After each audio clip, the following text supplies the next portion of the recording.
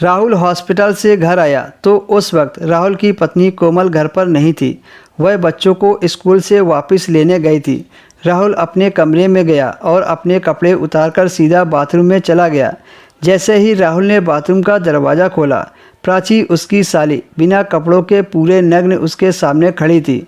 साली को इस हालत में देखकर राहुल की जैसे सांसें ही रुक गई हो। उसके शरीर का हर एक अंग पानी से भीगा हुआ था। देखने में कहीं से भी कम उम्र की नहीं लग रही थी। प्राची ने राहुल की तरफ देखा और हंसने लगी। उसकी खूबसूरती देखकर वह कुछ पलों के लिए सुन्न पड़ गया।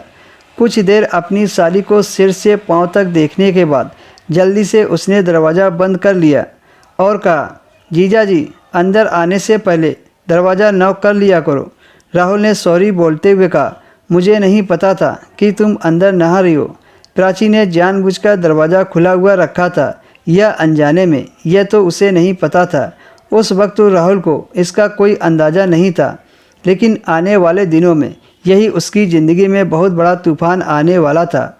उसके बाद पूरी रात राहुल के दिमाग में प्राची की वही हालत देखने को ख्याल घूमने लगे और उस रात वह ठीक से सो नहीं पाया।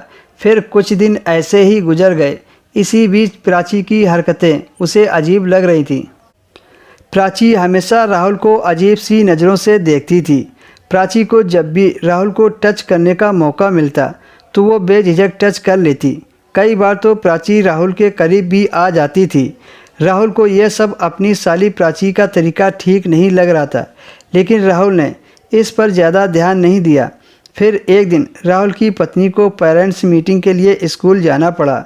उस दिन राहुल की भी छुट्टी थी। राहुल जब सोकर उठा तो पास के कमरे से उसे उसकी साली और पत्नी की जोर की आवाज़ सुनाई दी। उसकी पत्नी अपने साथ प्राची को भी मीटिंग में ले जाना चाहती थी, लेकिन प्राची ने कहा कि उसकी तबीयत ठीक नहीं है, इसलिए वो नहीं जा पाएगी। फिर थोड़ी देर में राहुल की पत्नी स्कूल के लिए निकल गई। अब राहुल और उसकी साली प्राची दोनों घर पर अकेले थे। राहुल अपने कमरे में टीवी देख रहा था। तभी उसकी साली उसके कमरे में आई और राहुल के चिपक कर बैठ गई और फिर उसे